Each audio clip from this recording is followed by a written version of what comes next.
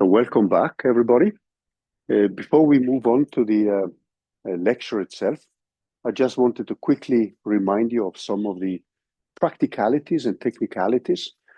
So one of the things you will obviously have access to is the official website. And just one thing I wanted to point again to you is the schedule here, and you can subscribe to these activities. And after every lecture, I will typically upload the link to the video and to the whiteboard notes. So this is one of the places where you will find these links. And if you subscribe to the activity, you will get an SMS or an email about the updates. Then secondly, what I also do, since we use Canvas, and this is the kind of communication channel which I end up using. You will also find after each lecture, I will upload the same information here. So this is basically where you will find the links to the videos and the whiteboard notes. So the whiteboard notes are my Blackboard notes. Okay, good. So I wanted just to quickly remind you a little bit about what we did yesterday. So let me just stop this one and go back to these slides. And they should be, let me see, here we are.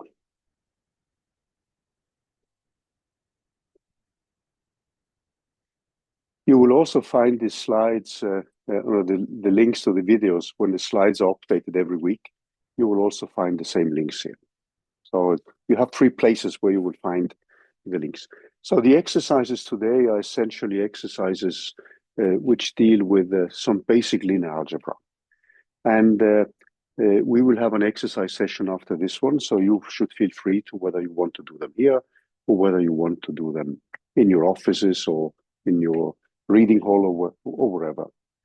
And yesterday we went through some basic linear algebra topics, and we started to scratch the surface of definitions of a Hamiltonian and the many-body ansatz, which we are going to use for a state function.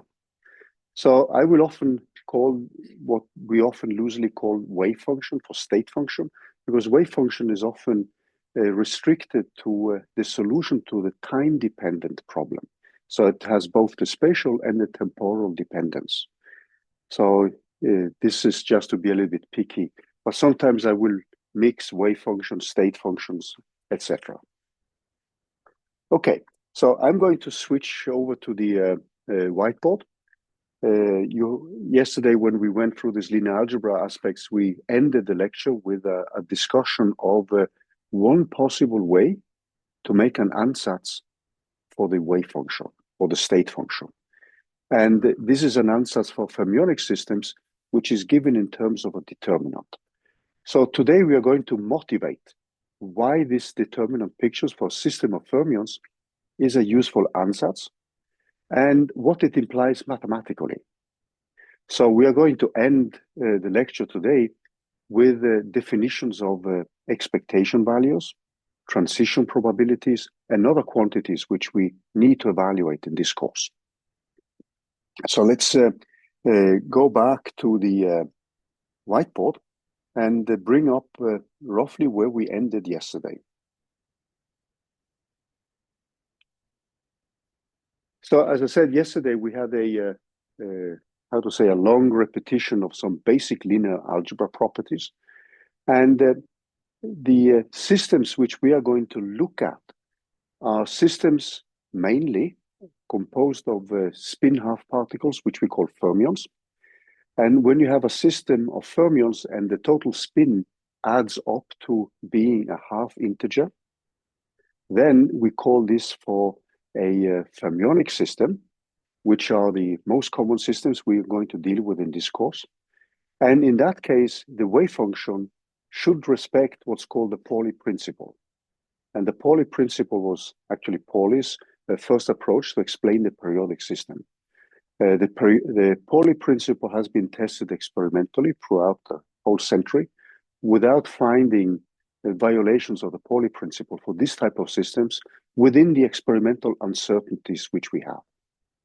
So that means that the Pauli principle is something we think applies to this type of systems. And that means that the wave function has to be antisymmetric under the exchange of particles. Now, we don't have, when we are looking at the solution of Schrödinger's equation, we don't have the solution, obviously. So that means that the reason for why we are dealing with many-body methods is simply that we want to find an approximation to the solution of that complex many-body equation. So we are then going to make an ansatz. It means that the wave function will contain a part which is antisymmetric. So if you now think of the degrees of freedom you will have spatial degrees of freedom where the particle can be located. But then in quantum mechanics, we also have other degrees of freedom related to spins and other types of quantum numbers, which are degrees of freedom which live in its own space. So the total wave function is a tensor product of spatial degrees of freedom and other degrees of freedom, which then describes the system fully. So if one degree of freedom is represented by a symmetric function, then the other degree of freedom has to be represented by an antisymmetric. So antisymmetrics times a symmetric object gives us an antisymmetric. So one way to then approach the problem is to assume that we can make an ansatz where a part of the wave function is given by an antisymmetric object. And one of these objects is a determinant, and that leads to the definition of something which we call Slater determinants, which were introduced by Slater in the 20s in the previous century, so more than 100 years ago. And the Slater determinant is an object which takes as a starting point a single particle picture. So what I want to have you with me now is that we are going to make an ansatz for the solution of the problem. And we are going to build the solution in terms of this ansatz. So if we can make an orthonormal and normalized basis, which could be a linear combination of these determinants, and this is a solution to a specific type of problem, then this basis can be used as a basis for expanding the exact solution in terms of. So when we go to many-body systems, this is the basic approach in a method which is called full configuration interaction theory, which is actually a diagonalization of a Hamiltonian matrix in a basis. So the basis would be a basis of Slater determinants composed of orthonormal functions. And then we can use what we discussed yesterday about unitary transformations into a new basis. And that's the starting point. So this approach, which we are going to discuss, which is one of the entry points when you discuss many-body physics for fermions, is valid if a single particle picture is relevant. So what does that mean? Now, you have observables which can be interpreted in terms of single particle degrees of freedom. To give you an example, if you look at the ionization energy of sodium, which you have in normal salt, sodium chloride, so the ionization energy can be interpreted physically as you knocking out the weakest bound electron in sodium. And you can develop theories, which are called mean field theories, which actually give a pretty good description of this ionization energy with respect to experiment. So in that case, you would say that this mean field picture or single particle picture is a useful ansatz for building up a complicated many-body wave function. However, if you have strongly correlated systems, like you would have for quantistic liquids like superfluid helium-4, which is a boson system, or superfluid helium-3, which is a fermionic system, these are systems which undergo a phase transition from a normal system to a superfluid system. And in that case, this single particle picture breaks down. But you can still make an ansatz of a more complex many-body function, which then has to be antisymmetric if it's a fermionic system. If it is a bosonic system, the total wave function has to be symmetric under the interchange of two particles, or exchange of particles. We are also going to deal with only quantum mechanical systems, obviously, which means that we will treat the particles we have as indistinguishable and identical. We can also have different particles, but in general, they will be indistinguishable and identical. That's the kind of general type of systems we will stay with in this course. So a system of electrons in atoms is a typical example of a system of indistinguishable and identical particles. Okay, so that's a kind of background. And yesterday we started to look at a Slater determinant or a determinant, because a determinant is so that if you interchange two columns or two rows, it changes sign. And then you could think of a given row represent particle 1, the next row particle 2, etc., etc. So before we go back to the mathematical representation of a Slater determinant, I want to bring in physical systems so that you can also see why we are going to set up a specific ordering of the system. So that ordering of the system is something which leads intuitively to an easy numerical representation, but it is also physically motivated because we are going to describe different states of the systems in terms of what we are going to call excitations with respect to an ansatz for the ground state. So for many of you, these are still, just many words. So what I want to do now is just to bring this down to a system which you may have encountered before, and that of atomic helium. Has everybody encountered atomic helium here as a system? I guess those of you coming more from mathematics may not be too familiar, but I'm going to set up an ansatz for the ground state of the system for atomic helium, which will then be assumed to have as degrees of freedoms only 2 electrons. And we are going to leave out the atomic nucleus. So that is an example of an effective theory where the atomic nucleus is frozen because it's much heavier than the 2 electrons. A proton weighs roughly 2,000 times more than the electron. And the average velocity of the proton at the length scales and energy scales we're interested in is less important. It's actually huge compared to that of the electrons. So we are talking about 6 orders of magnitude in energy differences. So that's means that we can actually freeze out the degrees of freedom and look at atomic degrees of freedom only. But let's now take a look here at how we are going to think about a physical system. And when we've done that, we are going back to the mathematics of a determinant, and we are going to use a representation which you probably may not have seen in different mathematics courses, and it's called the Leibniz representation of a determinant. Does that ring a bell? Okay, so that's a much more useful representation for us because it is going to allow us to calculate expectation values of many systems, of many particles, in a much easier way. So I'm first going to calculate the expectation values now in a horribly brute force way by just setting up a determinant and calculate all the integrals. And then I will show you that if we introduce this Leibniz representation of a Slater determinant, it's going to simplify the mathematics. And then we are going to simplify it further when we introduce second quantization. Second quantization is a kind of wrong name. The better name is actually the number representation, where you count the number of particles in a given state.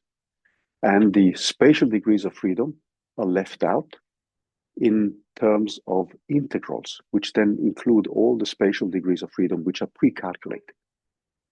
So second quantization is going to be a formalism which is going to simplify further the calculations. So the whole thing we are rigging up now is a mathematical machinery which is going to make life easier to describe many interacting particles. So just keep that in mind as a kind of overarching picture of what we are doing now. Okay? And that's going to introduce a lot of jargon here. But let's now look at atomic helium. So that means that we freeze out all the nuclear degrees of freedom. And if you now think back to the periodic table, you may remember the Hamiltonian which we had in that case.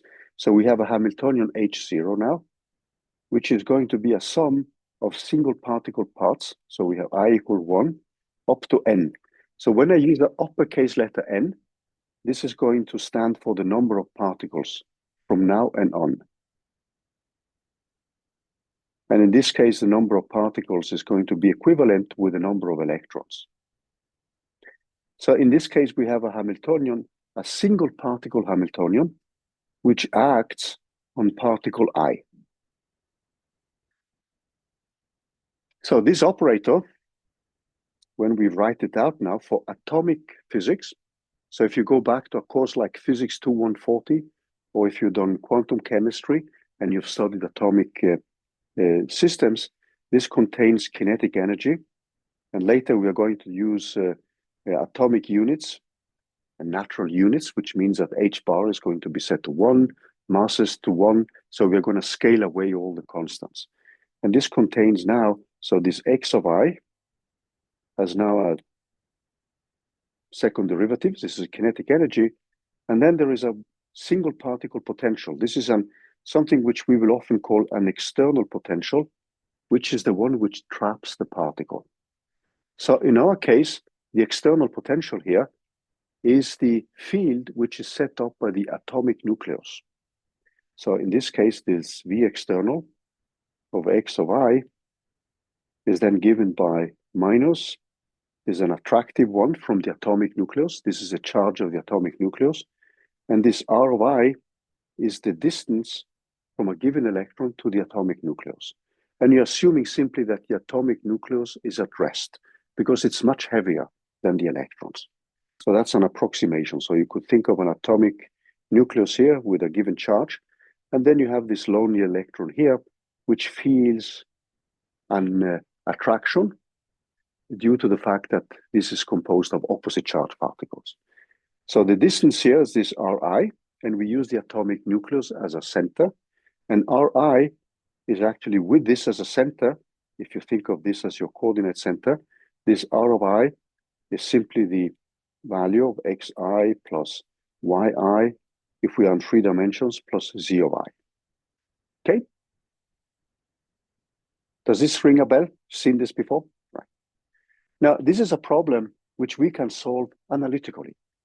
So the kind of basis functions which we get then, they form an orthogonal and normalized basis. So if I take this Hamiltonian, and now I'm not going to use a direct representation, but I have a Hamiltonian, a single particle one, it acts on each single particle. This acts now on a state, which I'm going to call J here, and x of I. And this has an eigenvalue, epsilon alpha j, multiplied with a state I of alpha j. So alpha j is now a container which contains all the relevant quantum numbers. Okay?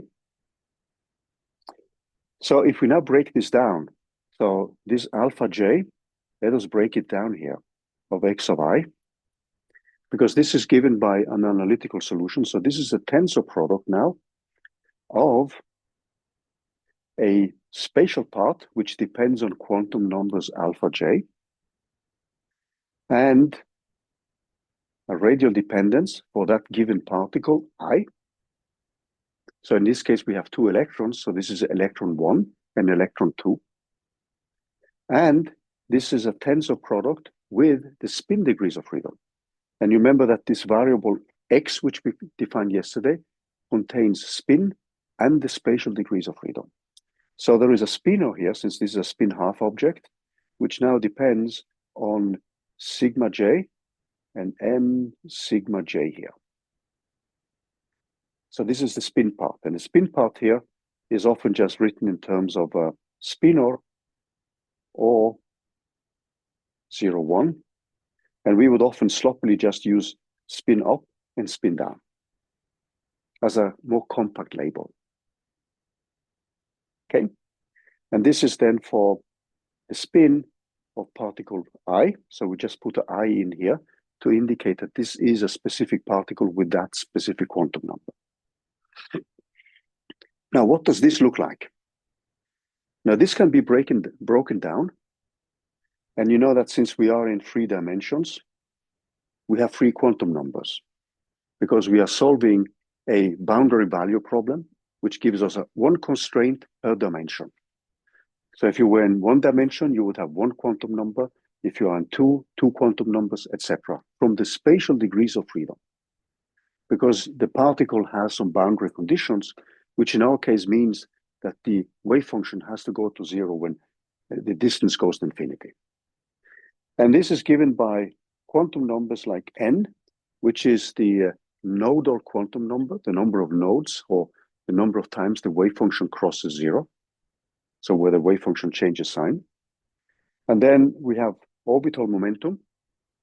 And then we have the projection on the z-axis of orbital momentum. So what you could think of then is that this alpha j is a pointer, if you're thinking of this numerically, which then points to new arrays with these quantum numbers. Okay? Does this ring a bell?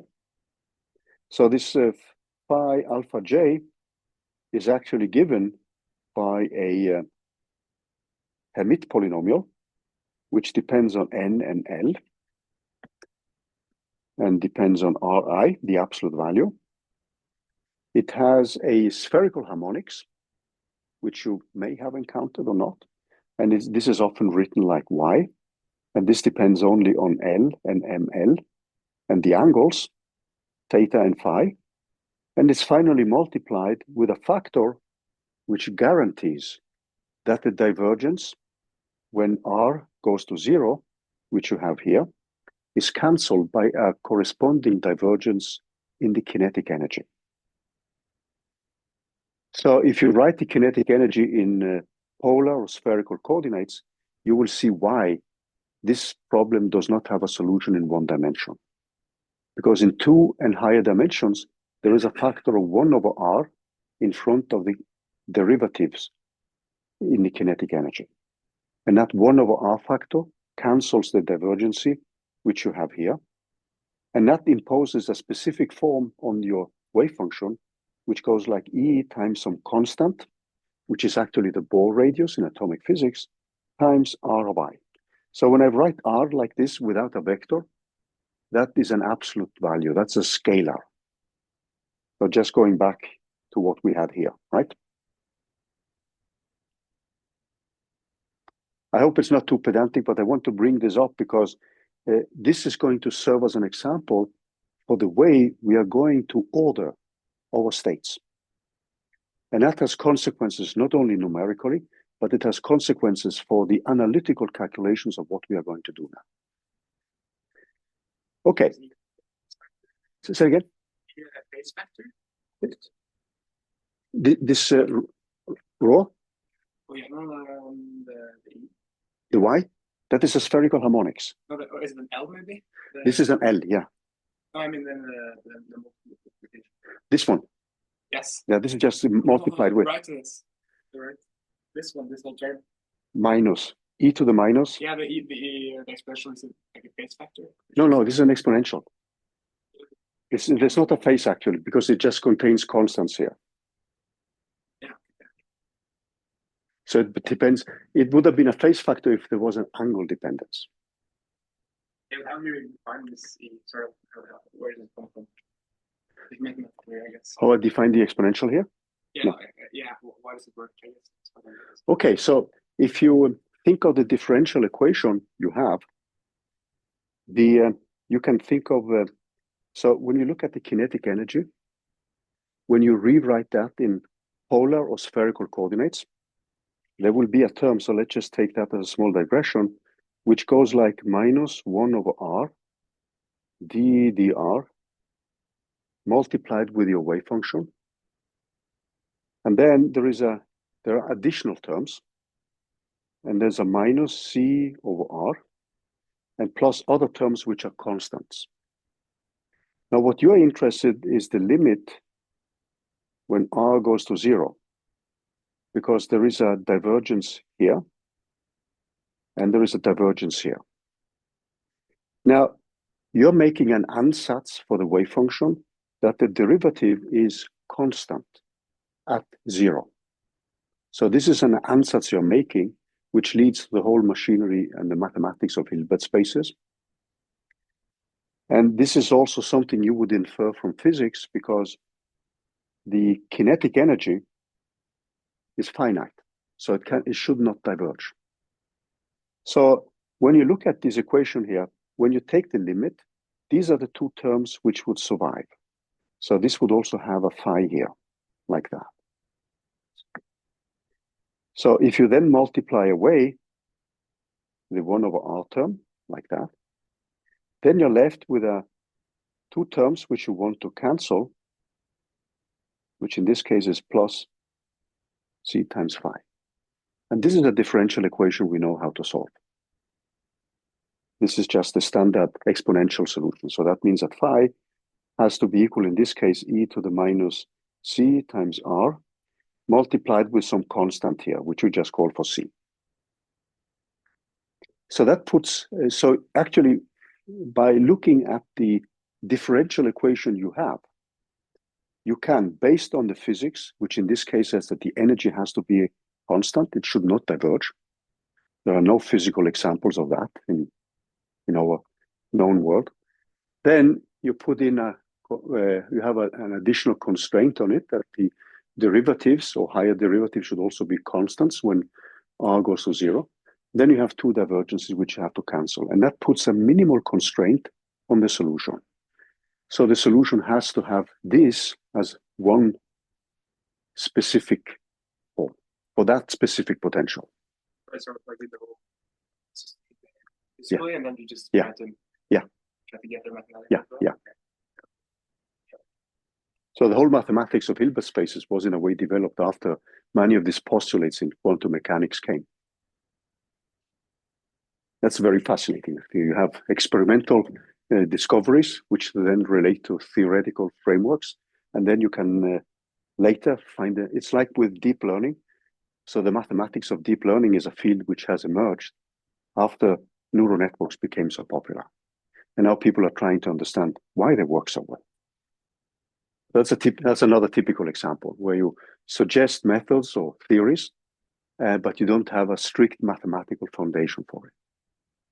So the mathematics of quantum mechanics is a field which developed after quantum mechanics was developed in the 20s.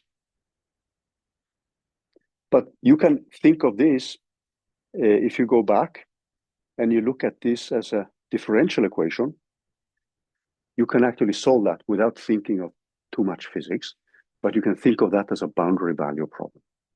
And if you do that, then you have the whole set of analytical solutions here in terms of spherical harmonics. That comes from you translating this equation here into spherical coordinates. And then you can, you know the technique with separating variables, because in your case here, this term does not depend on the angles, it's just a scalar. And then you can separate variables, and that means that you can find a solution which then depends only on the angles. So you have two differential equations for that. And then you have finally a differential equation for the radius itself. Okay. So let's use this now in setting up a potential two-particle or two-electron wave function. So in atomic physics then, what we would have is something like this. So we have what's called the 1s orbital, which means that you have n equals 1, L equals 0, and spin equals 0. The projection of orbital momentum on the z-axis. But then this state can have spin up or spin down. So what we are going to get now, as a consequence of the Pauli principle with this single particle picture, so the Pauli principle states simply that the total wave function has to be antisymmetric. The consequence of that, if you use a single particle picture, is that for fermions, you cannot have more than one fermion in one single particle state. So there's going to be a single particle state here where we would have an electron with spin up and an electron with spin down. So this state which you have here is the one which is lowest in energy for the single particle states. So that gives us a natural hierarchy of thinking of an ansatz for the state with the lowest energy when the two electrons don't interact. So we could then make an ansatz where we say that the ground state is defined by two electrons in the lowest lying single particle state. So this is not the true solution to the problem.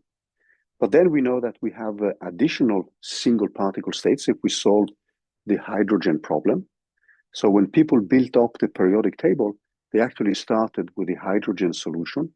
And then they made replicas of that by thinking that you can have another particle in helium, which also moves in the same kind of orbits, but modified by the repulsion between the two electrons. And then you can keep building the whole periodic table that way. So the next orbit is what we call in atomic physics 2s. So these are states. The first one has no nodes, and you can actually pull the electrons very close to the atomic nucleus. The next one has one node, and it's pushed a little bit more out, which means that it also feels less attraction from the atomic nucleus. The kinetic energy is positive in this reference frame which we're setting up, and the potential energy is negative. So if you have less potential energy because the electron is pushed more out, then this is a state which has a energy in absolute value which is smaller than the one for the bound state, for the lowest lying state. And here we also have another set of states. So here, for this guy here, we would also have two new possibilities, because here we can accommodate only two electrons. So we could have a spin up and a spin down. I'm not putting in any filled boxes here because we are now making a model for helium. So there are only two electrons. Now, the next slot, these are normally degenerate if you do just the hydrogen atom, but in atomic helium, they will be non-degenerate. And here we can actually place 6 electrons. So this gives rise to the so-called magic numbers. So if we have 2 electrons here, we can have 6 in here. So here there will be 6 slots with specific quantum numbers. I'm just marking them like this, 1, 2, 3, 4, 5, 6. Here we have 2 slots. So that means if you fill up all these slots with electrons, then you have an ansatz for atomic neon, which has 10 electrons. And then you can continue this way. But what you see now is that if this is our number of single particle states, which defines our Hilbert space, we could now think of, let's say, just leaving out what comes afterwards. So when I solve the problem for the hydrogen atom, this atomic physics problem, I have an infinity of such states. So this continues with 3s, it continues with 3p, 3d, etc., etc. So there's an infinity of such states.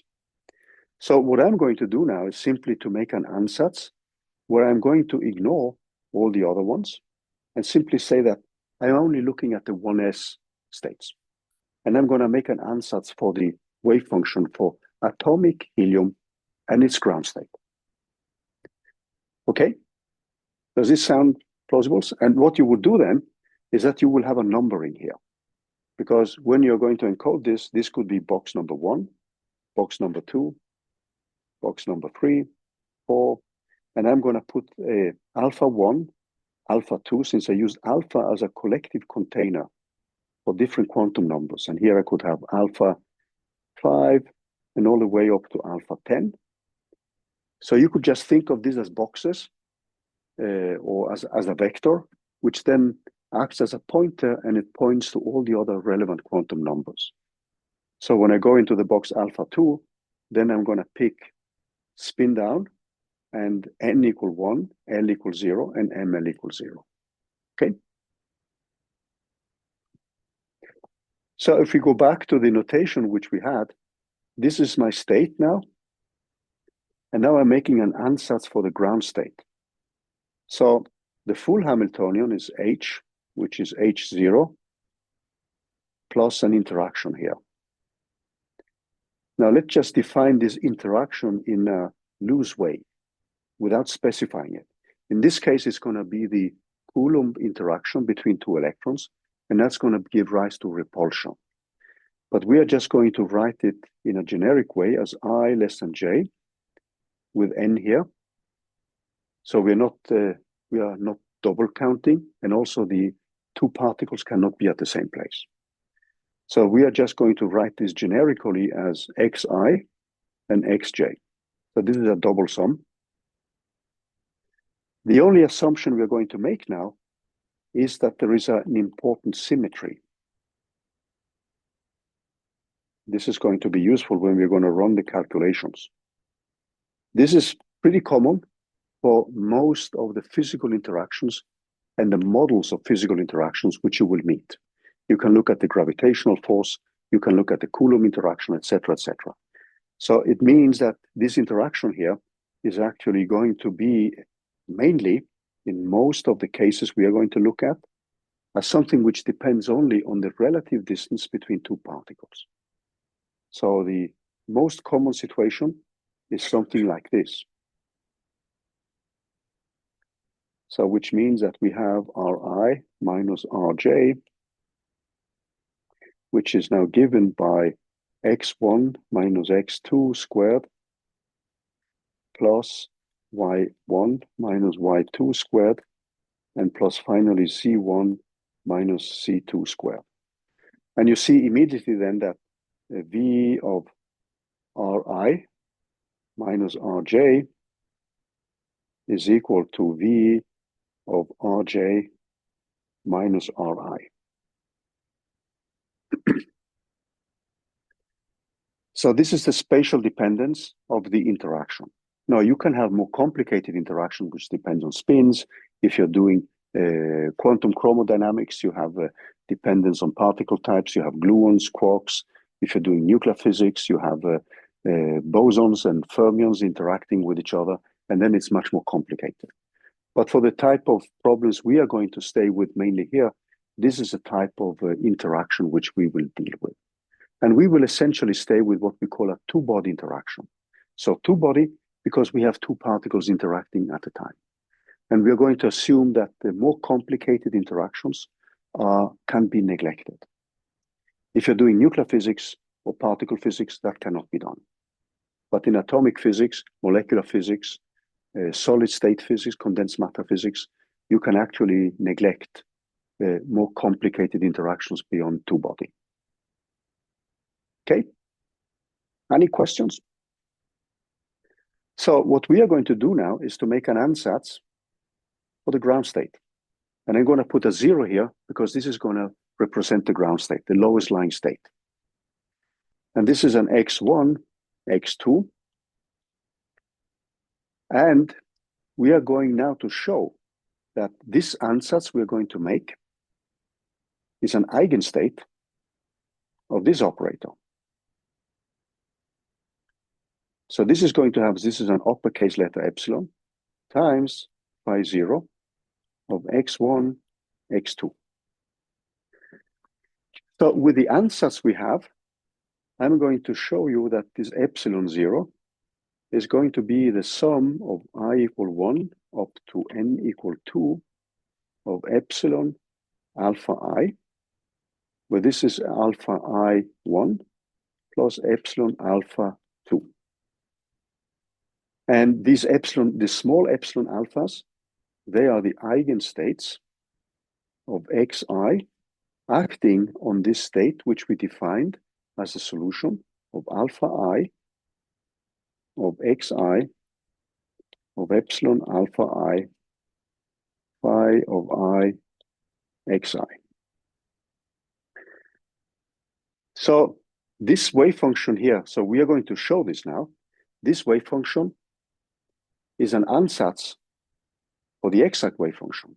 It is not the exact wave function. So that means that if I take the full Hamiltonian and multiply it with this ansatz, this is not going to be the exact ground state energy multiplied with that state. So just keep that in mind. And this is a little back, this goes back to what we discussed yesterday. with us splitting the problem into one part, which is physically relevant because it describes the non-interacting particles. Furthermore, this is a case where we can find analytical solutions. So having analytical solutions and an orthogonal basis allows us to make an ansatz for a many-body wave function. So we are making an ansatz for a many-body, here a two-body function, in terms of single particle wave functions. And in atomic physics, this is a good ansatz. And you will often see that because when you run what's called a mean field calculation, that result is pretty close to the experimental energies which you can observe and measure.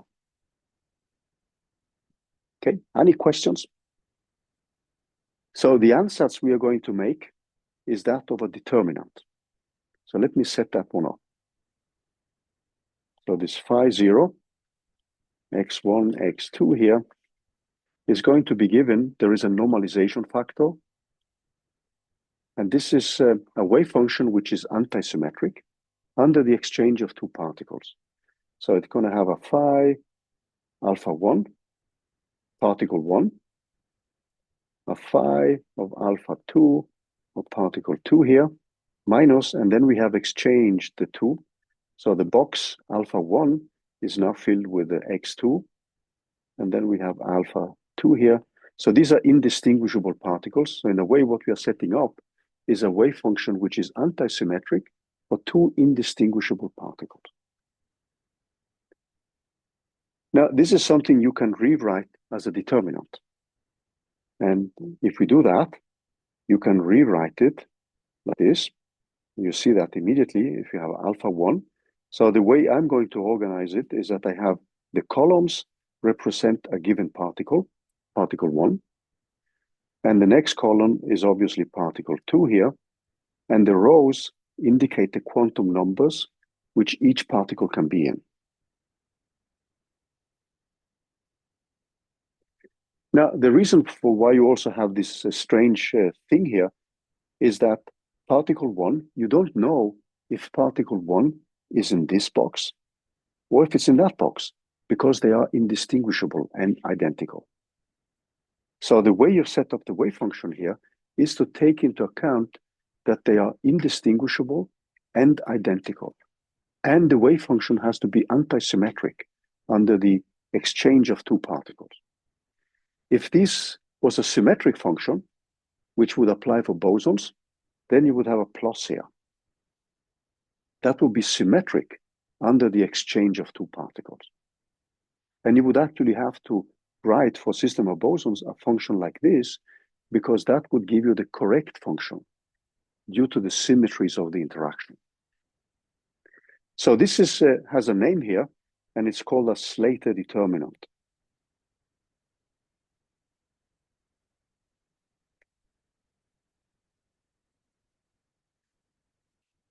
Now, what we are going to do now is to find a smart way to organize these determinants. Because when you now go to 3 particles, this becomes a 3 by 3 matrix. If you have 10 particles, this is a 10 by 10 matrix, etc., etc. And a 10 by 10 matrix is something we don't want to deal with if we want to run some analytical calculations. So we are going to look after smarter ways of representing such a determinant, which will allow us to find more compact expressions for quantum mechanical expectation values and quantum mechanical transition probabilities. So if you have a atomic beryllium, you could make an ansatz. So let's just do that before we take a small break. So let me show you that one, atomic beryllium. Does anyone remember how many electrons that has? Neutral one? Oh yeah, exactly. So in atomic beryllium, if we make a picture, we could now think of this 1s slot being filled up.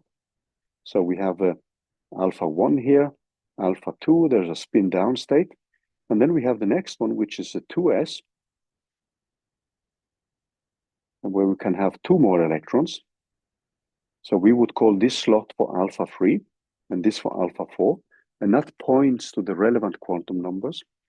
And then we could simply say now that beyond that, we have all the other states, 2p, 3s, and so on, but they come higher in energy. And then we make an ansatz where the ground state is given by 4 electrons in the lowest hydrogen-like orbits. We are going to call this later for the Fermi level. So the Fermi level is related to the ansatz we make for the ground state. So since you now are filling up all the states here, there is only one way you can order the particles. So the number of ways, and this is an important factor.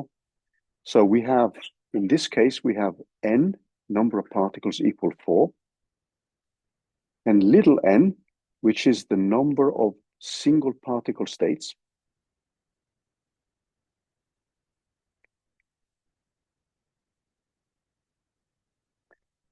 Now, this number, little n, is normally larger or equal to n. So the total number of states you can make with replacement, so this is just combinatorics, is equal to the binomial factor of n over uppercase letter n, which is then given by n factorial, n minus n factorial, times n factorial. So in this case, we have only 4 states, which means that if we have only 4 states, this reduces to just 1 state you can make by distributing 4 particles in 4 slots. The permutations you get represent 4 factorial permutations, but we are coming back to that. If I had included the 2p, I would have 6 additional slots, and then I would have to replace this little n with 10. And if I do the calculation then, I would actually get 210 possible determinants or configurations. So this object which you see here is a configuration, the way we configure the system. So that's another part of the jargon which we're using. So when I talk about a configuration, that's a way I can combinatorially distribute the particles. And since these are fermions, this is distribution with replacement. And if you go into books in statistics and combinatorics, you will find that the way that all the possibilities are given by this formula which you see here. Is this something you've seen before? So this is the way you can distribute a given number of particles, and you can only occupy 1 slot at a time. And you see now that if I put infinity here, the number of possible states I have simply explodes. And that's why at a certain point, we have to truncate and have an effective Hilbert space. So the way we are going to build up an ansatz for the wave function is based on this type of pictures. And often when you're looking at a physical system, you're trying to figure out, is a single particle picture a meaningful picture? Does experiment give evidence or show evidence that we can use this as an ansatz? If not, if you have a strongly interacting system, everything we are doing here breaks down with the ansatz. Because then determinant based on a single particle state, you will need an infinity of such determinants to actually make an ansatz for the ground state. We are coming back to this. So different physical systems give us different ansatzes. So if you're staying with atomic and molecular physics, this is a very, very good ansatz for building up the exact wave function in terms of all the possible combinations you can make. So after the break, we are going to calculate the expectation value of the ground state for helium with this wave function here. And after we've done that, which is going to be a horribly boring exercise, you will hate it, we are going to introduce Leibniz representation of a Slater determinant, which will give us a much more compact way of calculating exactly the same things. Okay, we take a break. Let's do that.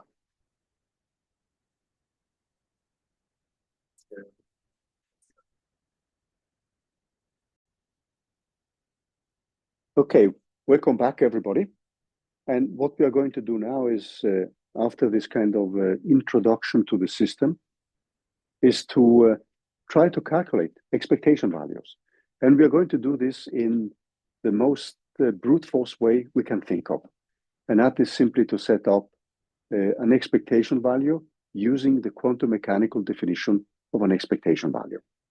Now, these functions are already normalized because we're using a one-body basis which has been normalized. So actually, when you set up the expectation value, and let's now set up the expectation value of this quantity. So I'm going to write it in the Dirac bracket notation. And we are going to look at the operator H0. So just to remind you of what an expectation value is when we go from the same state to the other state, to the same state. If you go to another state, we normally call this for a transition element or transition probability. Because these matrix elements, or as we're going to call them matrix elements because we're going to store everything as matrices later. So matrix element, when I say that, that is a kind of sloppy way of talking about these objects. But later, when we are going to introduce second quantization, we will actually have a table of these integrals, because these are integrals. And you know that this object here is something which now is, since we have two particles, we have then to integrate over particle 1, over particle 2, and then we have a phi 0 of x1, x2. We have the operator h0, and then we have phi 0, x1, x2. Now, I'm leaving this as an exercise, and that is that the norm of phi 0 with itself, which is equal to dx1, this integral, and dx2 of phi 0, and now I'm skipping the dependency here, is actually equal to 1. So I'm going to leave that as a small exercise. So we have that as an exercise next week, actually. So that means that in principle, there should be a denominator here, which contains the norm. But since the basis which we are using, the single particle basis, is normalized and orthogonal, when we now make a two-body state with that basis, the two-body state will also be normalized and orthogonal to all other states. So these are exercises which we will work with next week and the week thereafter. So that means that what I need to calculate, if I take the quantum mechanical expectation value, is simply this integral here. Let me also remind you that we are suppressing spin degrees of freedom. So when you look at this one, that contains a summation over the spin values and an integral over the spatial degrees of freedom. Because X contains the spatial degrees of freedom and the spin degrees of freedom. And when we're looking at this single particle states, that is a tensor product of the spatial part with the spin part. But we are suppressing that now, okay? So let's look at this integral. And I promised you a brute force approach. So we're going to write out the Slater determinant, which is the ansatz. So I'm going back and I'm going to recall this quantity which you see here. And I'm simply going to plug that in. And we're going to write out term by term.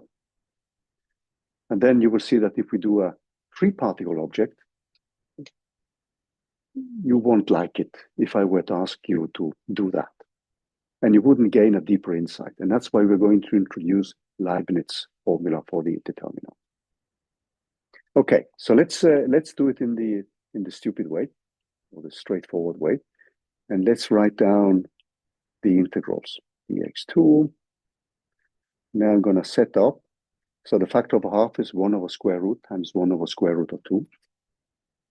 And then I have a phi alpha 1, x1, complex conjugate, alpha 2 x2 here, and then minus, and then I have a phi alpha 1, but now I have x2 here, and let me sneak in here phi alpha 2 of x1, and this is multiplied with h0 x1 plus h0 x2.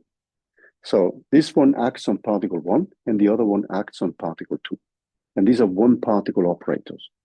And this is multiplied again with phi alpha 2, no, alpha 1, x1, phi alpha 2 of x2 minus phi alpha 1, x2, phi alpha 2, x1. So let's look at the first term. So the first term, which means that we take this guy, multiply with this guy. So the first term is 1/2, and then I have a dx1, dx2, and then I have my phi alpha 1, phi x1, phi alpha 2, x2, and then I have h0, x1, plus h0, x2, and then I have phi alpha 1, x1, phi alpha 2, x2 here. So let's pick this term here. Now this term acts only on x1. So that means that if we look at that term, that is going to pick this one. It doesn't do anything on that term. So let's just write it out. So there's going to be a term which looks like dx1, phi alpha 1, x1, h0, x1, phi alpha 1, x1, multiplied with dx2, phi alpha 2, x2 here, phi alpha 2, x2. So if you now look at this term, which you have here, and you take a look at this one. So we said that the basis is an orthogonal and normalized basis. So what should this give us?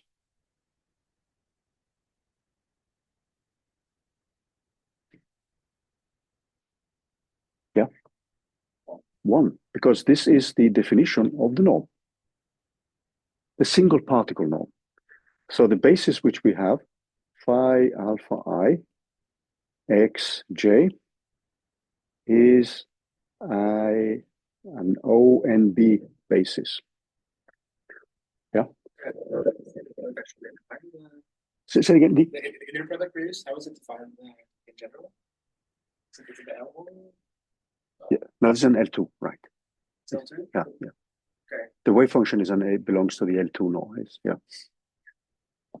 Just don't recognize the form. Okay. So if you look at what we discussed yesterday, suppose now you take this definition of the inner product, alpha j. This is the same as an integral over d of x. This is the way you would define it, phi alpha of x. This is the inner product. And the norm is given by the inner product, yeah? Yeah, so this is the norm squared. Yeah. That's the norm squared. Oh, I think this is the conjugate, so... Yeah. Oh, sorry. That I didn't hear that thing. Yeah. Right. Yeah. I agree. Yeah. And then what you see here as well, if you look at the action here, then we know that this one is given by epsilon alpha 1, the action of this Hamiltonian, because this is an eigenbasis of H0. This is just a constant, which means that we then have a similar norm as we had here, multiplied with that as a constant. So this term here gives us simply, if we go to the final result, this gives us epsilon alpha 1. And we have a factor of a half in front of it. So let's go back again to the expression. Now we have an additional term which comes with x2. But x2 here, this part will only act on this one. And then there will be an integral over the x1, which is just the norm again. And that gives us a similar term like this one. So we will get something from this dx1, which will look like alpha 1 of x1 by alpha 1 of x1. And then we have a dx2 here, which then has phi alpha 2. And now I'm a little bit sloppy, so now I'm skipping the x2 and phi alpha 2 here. And this term here simply gives us epsilon alpha 2. This term here is equal to 1.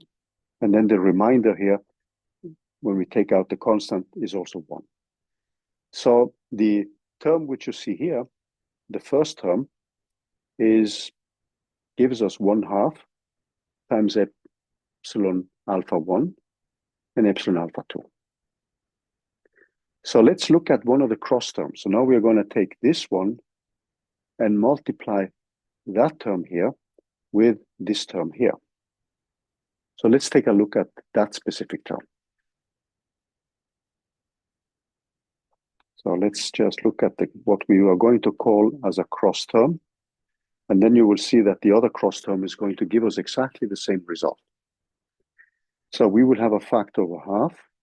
We have an integral over dx1, dx2, and then we have a phi alpha 1 of x1 of phi alpha 2 of x2. And this is multiplied with h0 x1 plus h0 x2 here. And now there's a minus sign. And then we have a phi alpha 1 of x2 and a phi alpha 2 of x1. So let's just pick any of these terms here. Let's take this one. Then let's write it out. So that specific term is going to be minus a half. It's going to be an integral over dx1, which has alpha 1 x1 multiplied with h0 of x1 multiplied with phi alpha 2 of x1. And there's an integral over dx2 here. And then I have a phi alpha 2 of x2 multiplied with phi alpha 1 of x2. Now, alpha 2 is not equal to alpha 1, just to remind you of that. So if you look at this integral, what does that give us? Yeah, that's 0. So this is exactly equal to 0. Now, if you look at the next one, you have this one acting on that one. So that gives us epsilon alpha 2 times phi alpha 2 x1. So what does that integral give us then? Yeah, 0 again. So the cross terms give us 0.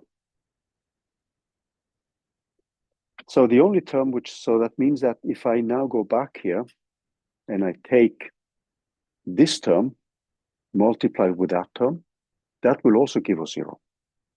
But then there's going to be a new term, minus, minus, where I've simply interchanged x2 and x1. Now, x2 and x1 are dummy variables. You could call them whatever you want. You can call them for Peter and Pan or whatever you want.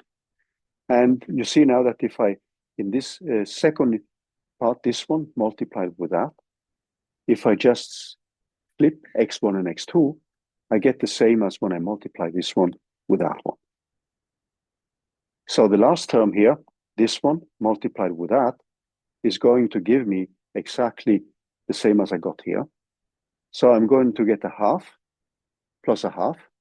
So that means that the final result for this integral, so it means that my integral here of h0 of phi h0 is going to be equal to epsilon alpha 1 plus epsilon alpha 2.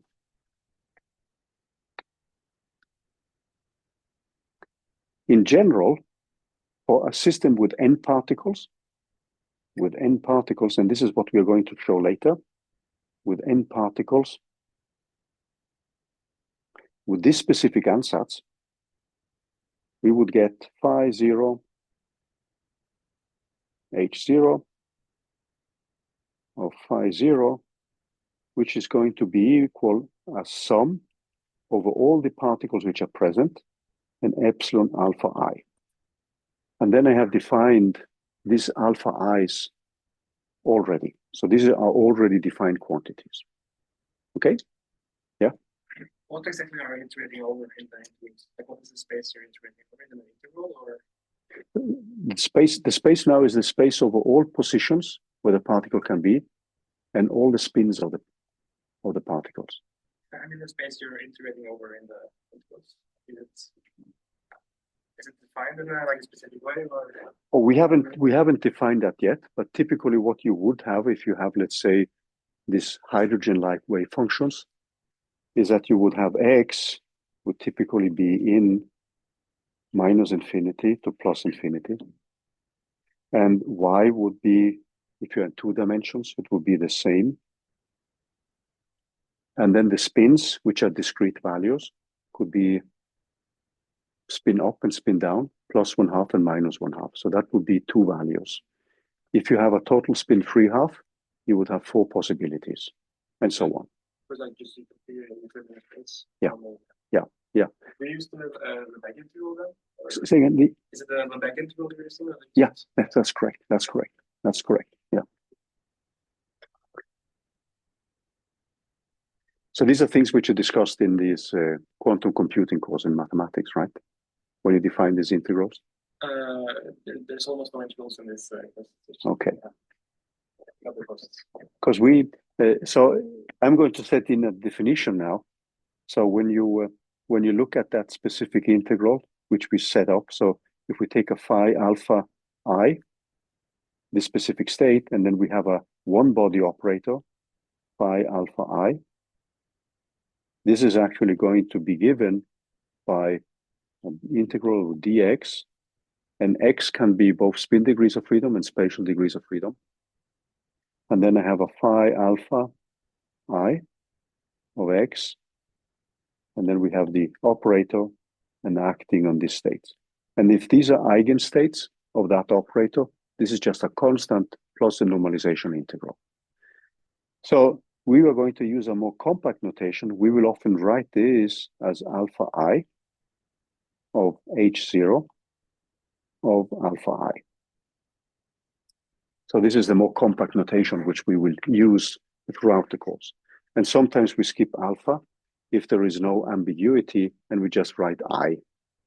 Alternatively, you will see something like I h0 of I, if there is no ambiguity in what we mean with I. So the next thing we're going to do now is to calculate the expectation value of the interaction.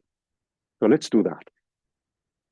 So what we want now is the same state, but its expectation value with this guy here. So we're going to repeat the same procedure, but now what you will see is that we cannot eliminate these cross terms. So they will come up. So what we will have then is the following. So we are going to have an integral dx1, an integration of dx1 and dx2, and then we are going to have 1/2. And then we have a phi alpha 1 of x1 phi alpha 2 As I promise you, this is not the most exciting thing we are going to do.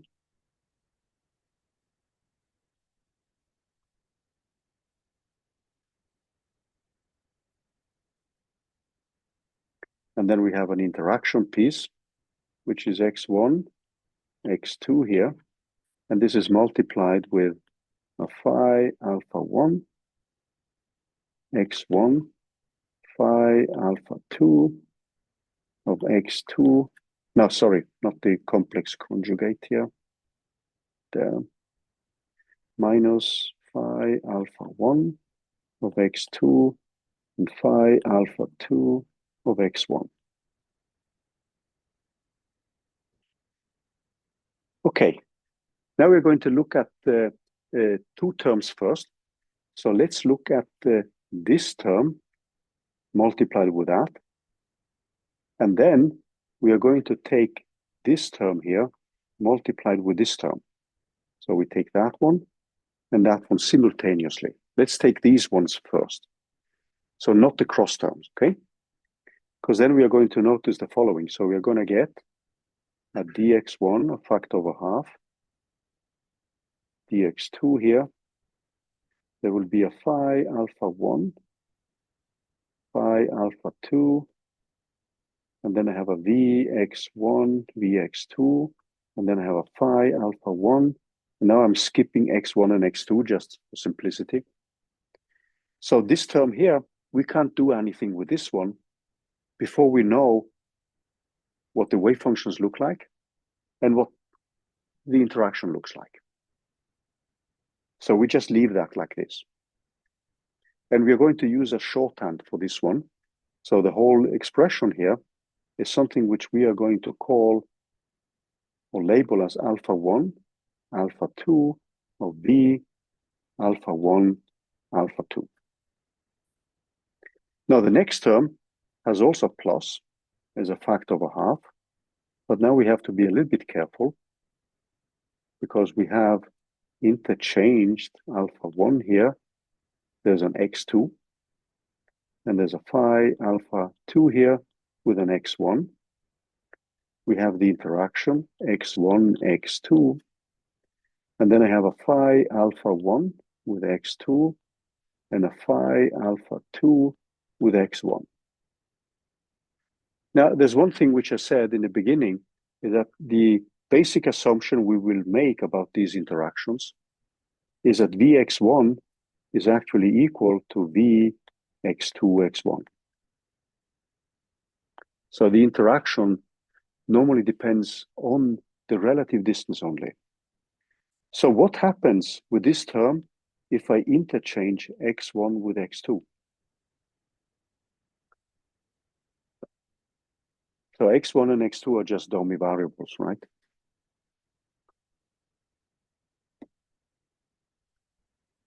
So just keep in mind that here we have x1, x2, and here we have x1 and x2.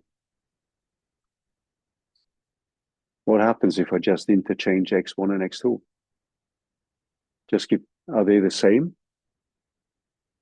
These two expressions?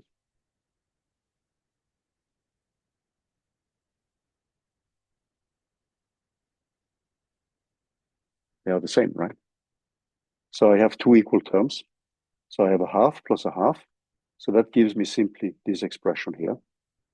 Then if I take the cross term, I can repeat the same exercise. And the cross term is also something which I now cannot eliminate before I know what the interaction looks like, because the interaction depends on the relative distance often. So without knowing anything about the interaction, we cannot simplify these expressions further. So the cross term is going to give us a term where we now have, let's say, this one multiplied with this term here, and we have to keep it as it is. If I take the other term, this one, multiplied with this one, it's going to give me exactly the same expression as the previous one. So that means that when I collect everything here, I'm going to get the following integral. I have alpha 1, alpha 2 of v, alpha 1, alpha 2 minus, and then I have an alpha 1, alpha 2 of V, and then I will simply have alpha 2, alpha 1. So the assumption here now is that this slot is occupied by particle 1, and this one by particle 2. So this integral, which you see here, is nothing but dx1, dx2, and then I have a phi alpha 1 of x1, phi alpha 2 of x2. I have a v x1, x2 here, multiplied, there's a minus sign in front, of alpha 1 with x2 and phi alpha 2 of x1. So this term is something you would have gotten as well if you had a symmetric wave function, but then you would have a plus in front of it. Now, this term, the last term here, is called an exchange term. And this is simply due to the fact that we have an anti-symmetric wave function. It's normally called the exchange term or the Pauli principal term. And this term here, where you act directly on x1 for alpha 1 and directly on x2 with alpha 2, is then called the direct term. When you do mean field methods like Hartree-Fock theory, the first term is called the Hartree term, and the other term is called the Fock term. So Hartree, which is actually two Hartrees, the father and the son. So the son, I think, the father was the engineer and the computational guy, and the son was the physicist. I don't remember, it's probably mixed up. And they used a Slater determinant, but they took only the direct term. So first we had Hartree theory, but then a Russian mathematical physicist called Fock, F-O-C-K. Be careful. So I won't say more. So the Fock actually introduced the exchange term. Okay, so this is, if we summarize then, what we have is an expectation value by 0 of h, which we can rewrite in terms of the single particle energy, which is the expectation value of the non-interacting piece. And this is a sum of all the particles which we have. And then we have two particles only, that's a 2 here. So epsilon alpha I plus this term which goes like alpha 1, alpha 2 of V, alpha 1, alpha 2 minus alpha 1, alpha 2 of V, alpha 2 of alpha I, alpha 1. Now it's common, and we are going to use that quite often in this course, is to bring together the direct term and the exchange term in something which we are going to call an anti-symmetrized matrix element. So I will throughout use, if you look at these two terms here, these ones, they are normally collected into just one term, which is alpha 1, alpha 2 of V, alpha 1, alpha 2, anti-symmetrized. So that is often done because if you're going to calculate these integrals in a given algorithm, you would often like to pre-calculate them because many of these can be complicated multidimensional integrals, and then you would simply tabulate them. So you would then come with the indices alpha 1 and alpha 2, and you would find a specific integral in a table.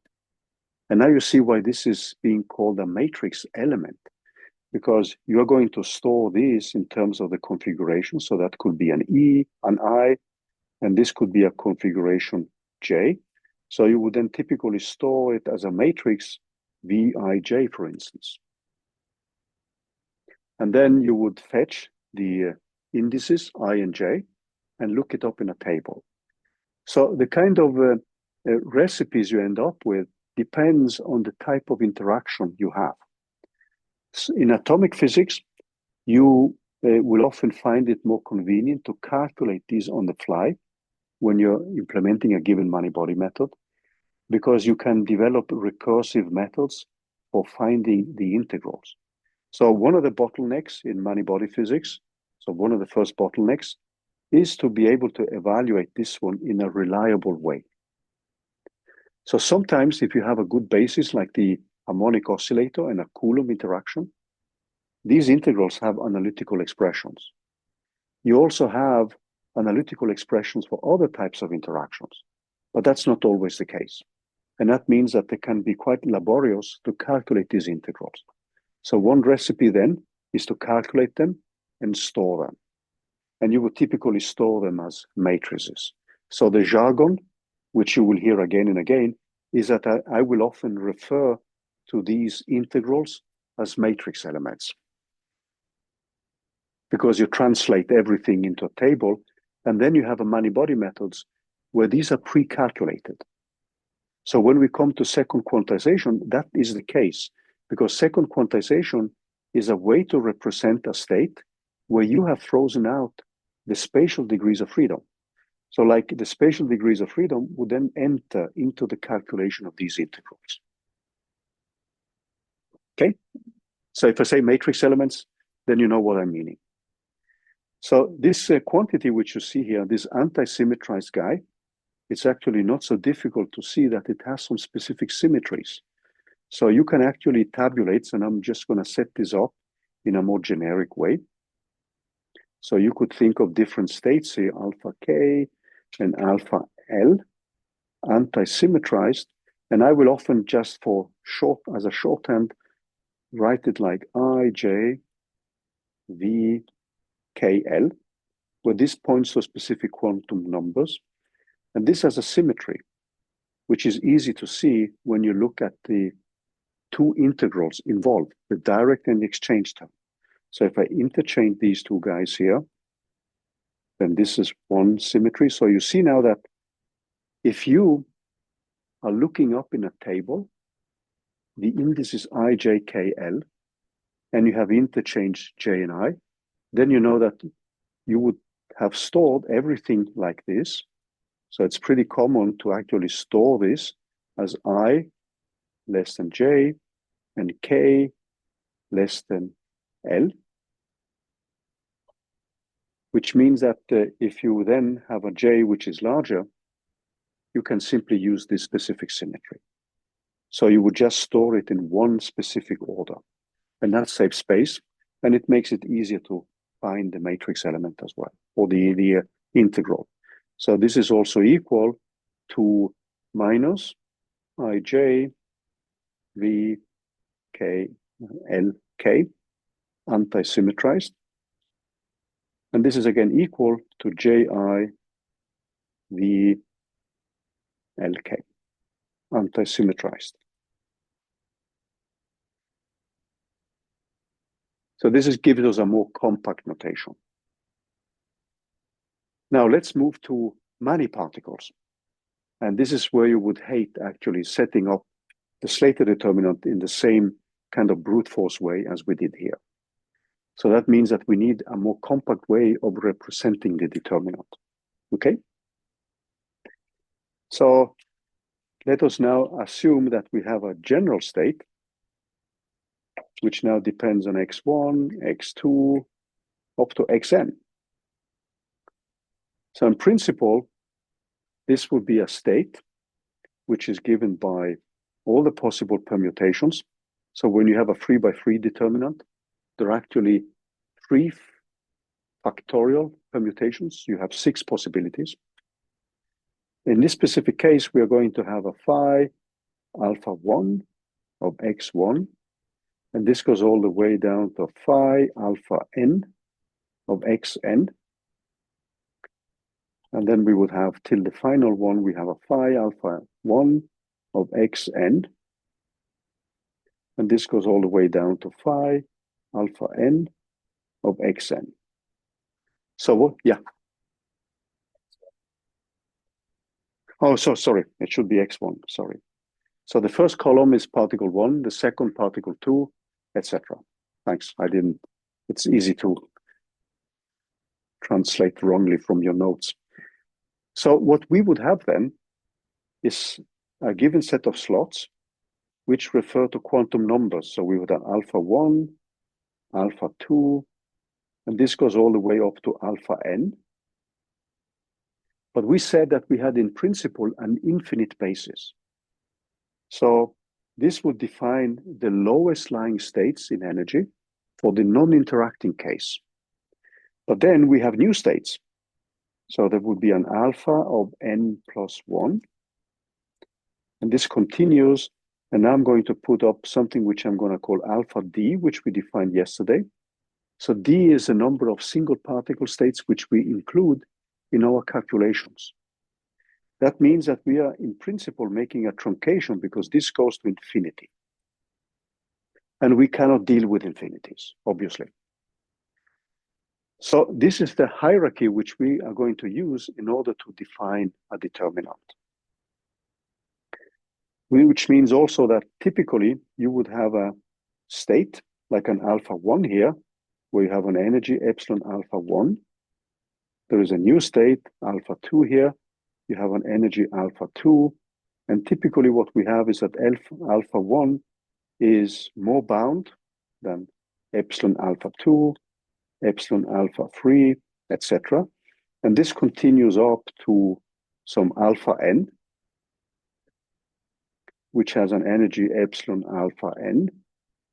And then if we now fill in n particles, this would define our Fermi level.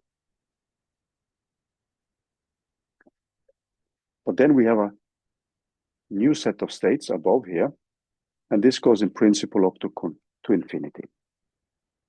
But we are going to put a bar here and simply say this is the last state, which we're going to label as an alpha d. And this defines our Hilbert space, the effective one. So sometimes you just make a truncation and you run calculations. Then you increase this number d, and you see if the energy doesn't change by some kind of fraction you have defined. And then you will say, okay, this seems to be an effective space, which I can use for calculations. So it's typical then to organize these states according to the energy.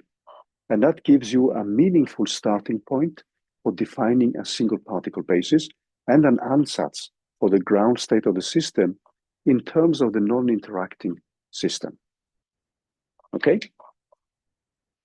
So I'm going to repeat these things again and again, but the problem clearly now is that if we have a determinant like this one, an n times n, it's going to be pretty unwieldy to calculate these integrals. So what we need then is a more compact representation, and this is the Leibniz representation of a Slater determinant.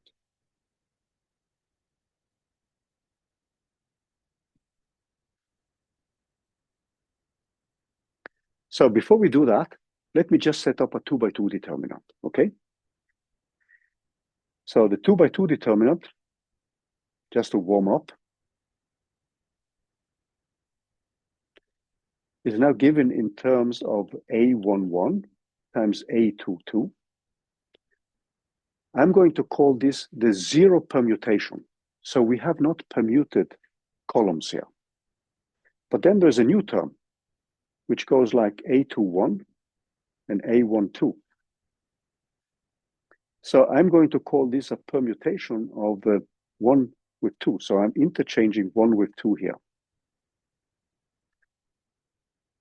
Okay? If I take a 3x3 determinant, just to remind you of that, A21, A22, A23.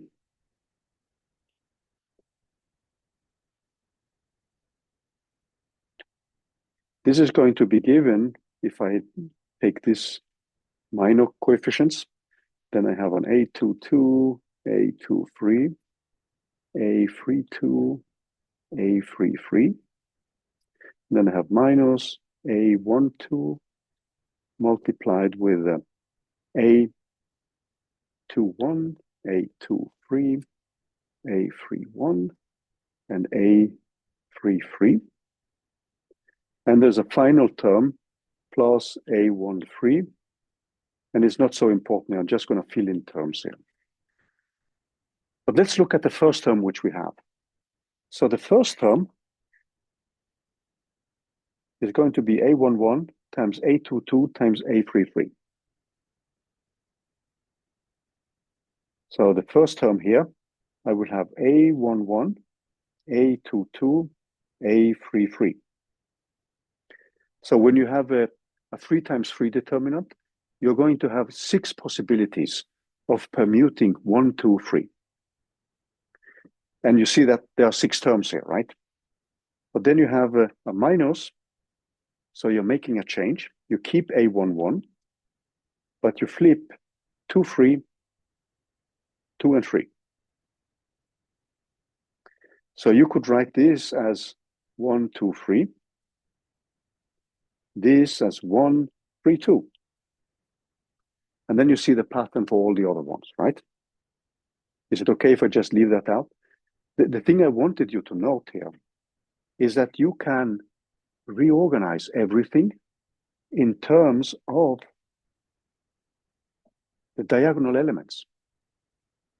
So this is a diagonal element, and then you can just permute. You can do it once, you can do it 2 times. So in total here, you have 6 different possible arrangements. Now, the reason why you want to do this is because of what we did here. So we would now like to have a specific ordering of these single particle states where we just keep the diagonal elements as the ground permutation or as the ground organization of the single particle states. And then the rest is given in terms of permutations.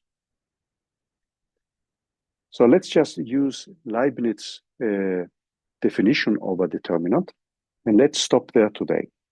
So Leibniz definition rephrases this determinant.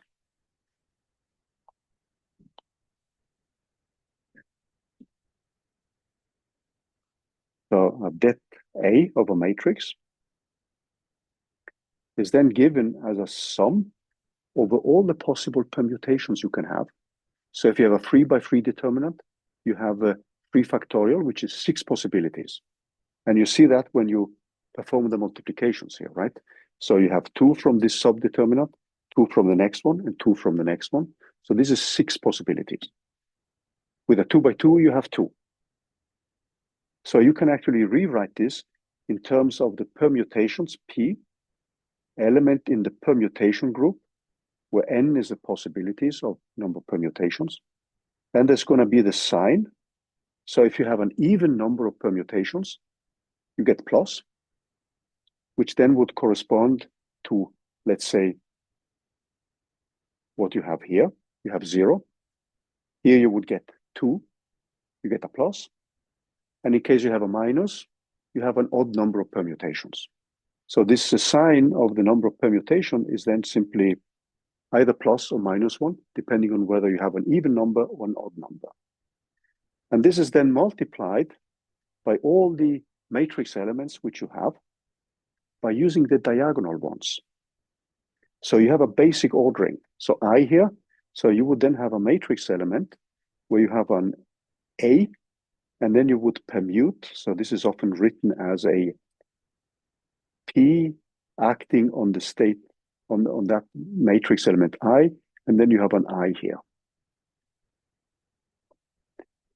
So that means that if you go back to the 2 by 2 matrix element, you have an A11 multiplied by the A22, 0 permutations, minus an A12, A21.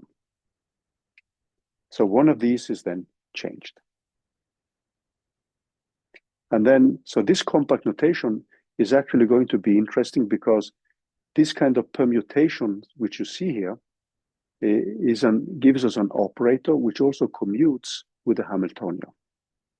And that will give us a compact form for calculating the expectation values of the energy for a Slater determinant, which is our ansatz. So we're going to stop here today. And we are going to use this expression next week to simplify the calculations. And when we come to second quantization, it's going to be even simpler. So the whole thing is to be able to deal with many body states in an efficient way. It's okay if we stop here? And then next week we continue with the calculation of the integral which we want to do for this specific state here.